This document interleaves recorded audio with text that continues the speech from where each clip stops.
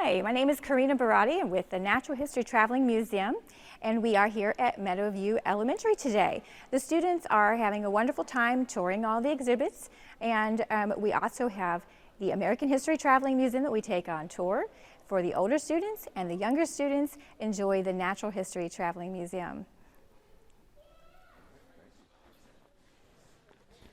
How's everyone doing today? Pretty good? Awesome. So I want to welcome you guys to the Natural History Traveling Museum. My name is Miss Barati. Now I'm going to talk about some of these dinosaur relics up here, and then you guys will get to hold them. So there will be 4 relics coming down the rows, and you get a close-up look at the relics. So the first one I want to share with you guys is this right here. Now this is a fossilized egg. Now when I say the word fossilized, it means it's turned to rock or stone. So at one time this was an egg, and now it is a rock. Now when you get this, pay attention to the pattern on the front of it. It kind of resembles a turtle shell. So this may be an ancient turtle egg. So it's going to start with you, okay? So look at it for a few seconds and then pass it down. It'll go down the rows this way, and then it'll end down here. Person on the end of my 3rd row. When you are done looking at the relic, pass it off to one of the teachers and they can bring it up to me after the presentation, okay? All right, so the next thing I want to share with you guys is this rock. Now, this is just a rock, but this rock is kind of special because at one time, this rock was inside of a dinosaur's stomach. So it's called the dinosaur stomach stone. Now, here's how this happens. So we're talking about our plant-eating dinosaurs, okay? So imagine dinosaurs out and they're having their lunch, and they're eating some grass and ferns, and they happen to get a rock in their mouth. Well, they don't know what to do with it, so they swallow it, okay? Now, it actually helps the dinosaur because when this rock goes through its digestive system, it gets down in there and it has some weight to it, so it starts churning around. It'll help the dinosaur break down the plant material, okay, that he was having for lunch. Now, we know this was inside of a dinosaur's stomach because there are lines on here. Now, that is where the stomach acid was trying to digest this rock. So obviously it couldn't because it's a rock. So the rock would continue through the digestive system until the dinosaur went to the bathroom, and then the rock came out. All right, so I was talking about our dinosaurs having lunch. I was talking about their digestive system and them going to the bathroom. What do you think this is? Everyone, if you think you know, just say it together. Dinosaur poop. Dinosaur poop. So it's fossilized dinosaur coprolite. So the scientific name for dinosaur poop is coprolite. Okay, so if you're listening to a TV show about dinosaurs and they're talking about coprolite, well, you know they're talking about dinosaur poop, okay?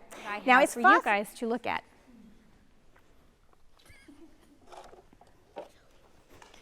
All right, my favorite piece that I have in my museum is this dinosaur bone right here. Now, this is a real dinosaur bone. It was found in Utah. One of my friends actually gave it to me. He works at a museum, and this was in their storage. So they were not using it. You might wonder why, because it's pretty cool, right? The real dinosaur bone. Well, it's broke into 3 separate pieces.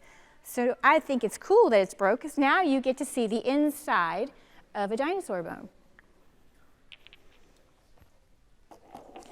All right, so while you guys are checking out those 4 relics, I'm going to talk about this Spinosaurus tooth, and I'm going to walk down the rows so you can get a close-up look at the Spinosaurus tooth. Now this is fossilized, so it's turned to rock, and you can see some chisel marks on here. That's from the person who found it was using their metal tools, and they accidentally kind of damaged it a little bit with their tools. So when you're out looking for relics and you happen to start finding some things, okay, and you have metal tools, you want to make sure you put your metal tools away and start using brushes so you don't accidentally damage the relic that you're looking at and the ones that you're finding.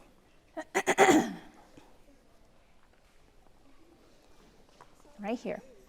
So again, this is a Spinosaurus tooth that's fossilized.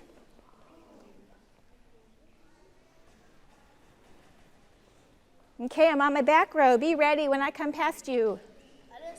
You didn't get to see it? Okay, hang on. I'm almost by you. Ooh.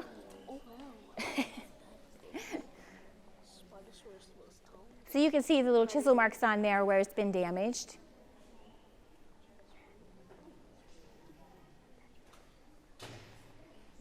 And my last person, you can hand that off to one of the teachers, okay? All right, boys and girls, I got some more things to share with you up here. All right, so the next thing I want to talk about are these two rocks.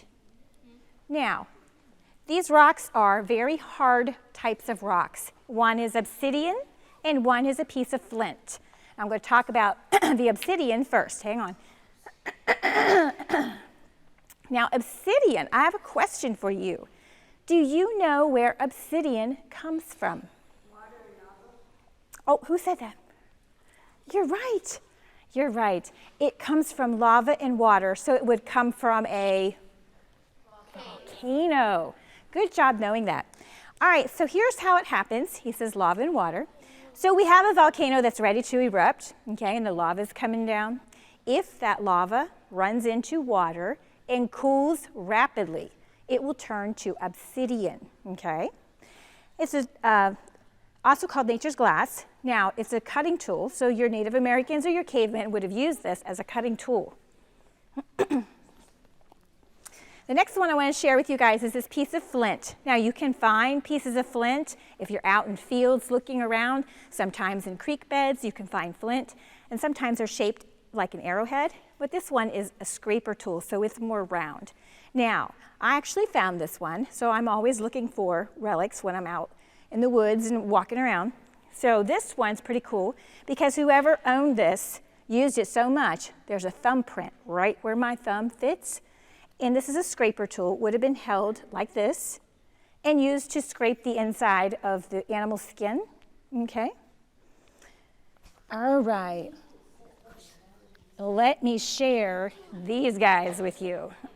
These are baby velociraptors. Now, these are replicas. So a replica is a copy. Now, I'm going to walk past you guys, and you can touch them when I walk past you. Okay? So these are hand-painted, so they are not real. They are replicas, but they look real. The details in them are very, very good. The little eyeball on that one looks like he's looking right at you.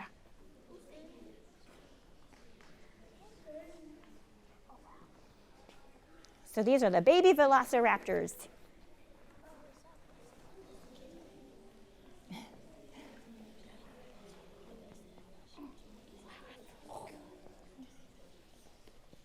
You guys watch that movie Jurassic Park? Yes. Okay. This is what Blue would have looked like as a baby, because this is the same type of dinosaur as Blue.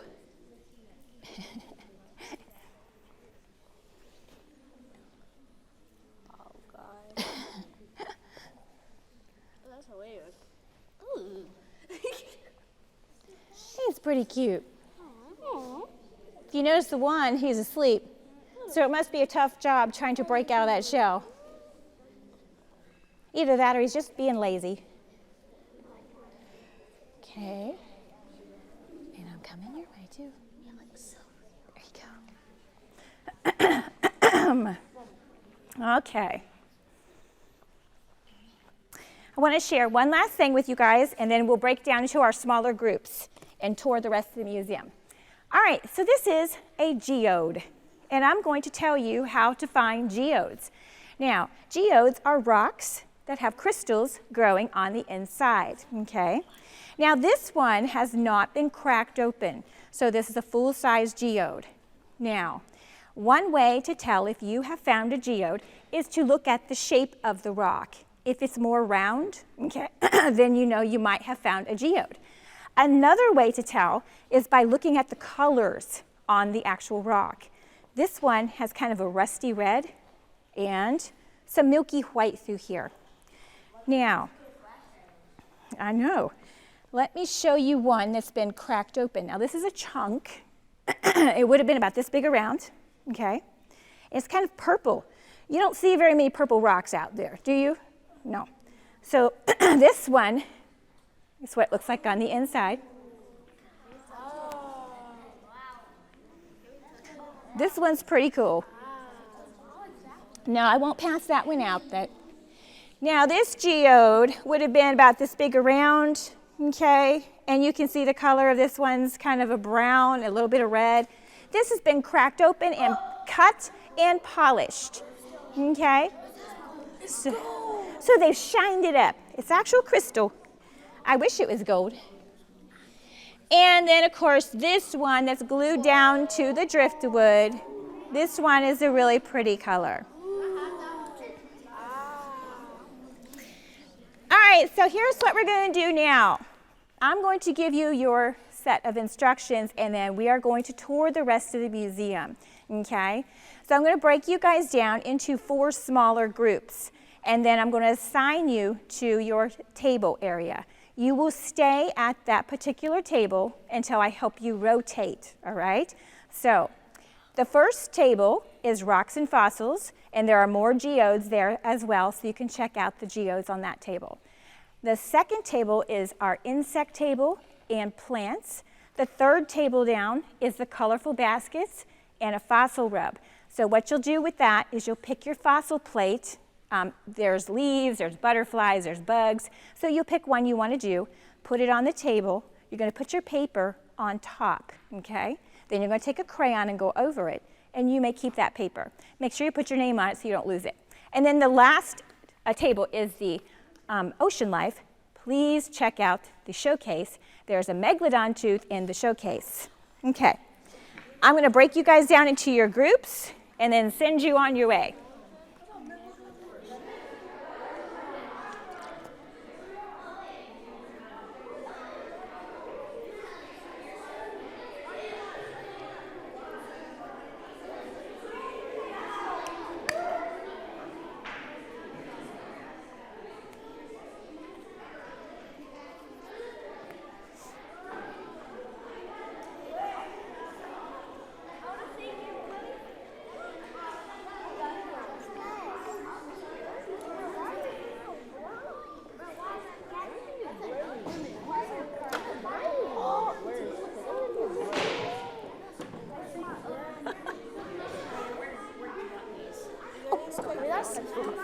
Thank you.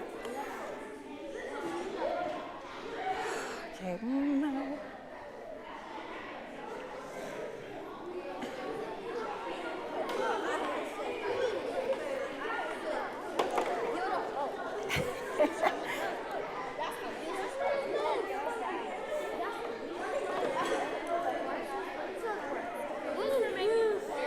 You found a silkworm.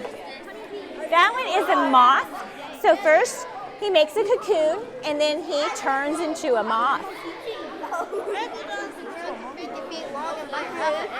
Oh my gosh, wouldn't that be crazy? Are these animals basically still alive? No, they're dead. Yeah. Ah, so you know a lot about megalodons. That's pretty cool. Oh yeah, that's a good size too. Wow, that's amazing.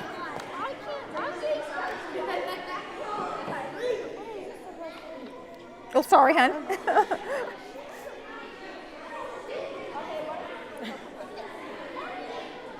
You guys, let's see. There.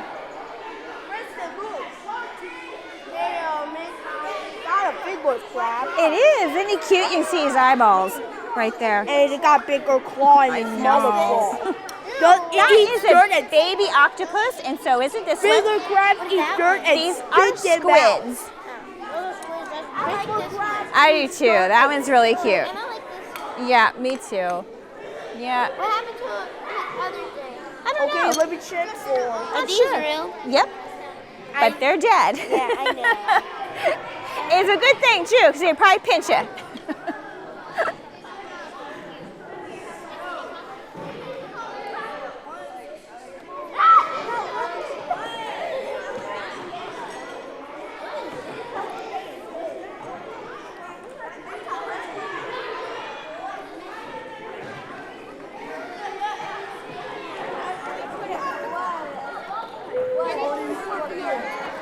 Are there any scorpion ones? Do what, honey? So my degree's in archaeology, believe it or not, and I sub-teach part-time. So 7 years ago, I was sub-teaching, and one of the little boys, it was I think 5th or 6th grade, he says, "Miss Barati," he says, "what do you do in the summertime, you know?" And I said, "Well, I go on digs," and he's like, "What?" So I told him all about it. He says, "You gotta show me some of the stuff that you found." So I started bringing stuff into the school, and my desk was swarmed with so many kids. It was crazy. And so I was telling my daughter, I was like, told her what happened, and she's like, "Well, why don't you do like presentations and just take them into the classrooms and do little things?" And I said, okay. So I was already a member of the Ohio Archaeological Society. The 2 gentlemen that started that have passed since then, but they had an established page, so they just let me advertise on there. So I started advertising, and I had all these donations come in. And I was like, oh my word, my house was full of things. And I was like, this is a full-scale museum. And so we decided that's what we're gonna do. We bought a trailer, and we said, we're mobile now. We could take it on tour. So I'm like, we've been all over the place. I mean, we've been West Virginia, Pennsylvania, Michigan, Ohio, Kentucky, Georgia, and Florida so far.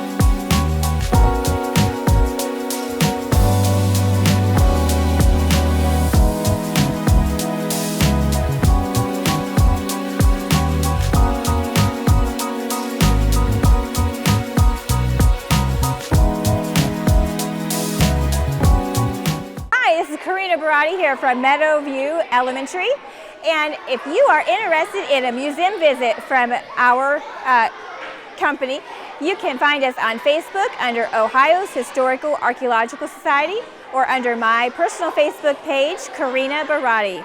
Thank you guys.